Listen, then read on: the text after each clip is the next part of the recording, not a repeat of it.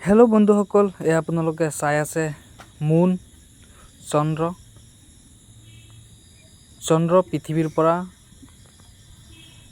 কমচে কম 3,84,400 কিলোমিটাৰ দূৰত আছে।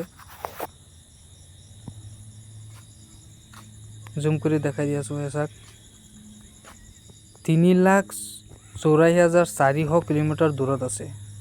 অহ মাই গড, ভাবি চাওক কিমান দূৰত আছে চন্দ্ৰ পৃথিৱীৰ পৰা। 3,84,400 কিলোমিটাৰ।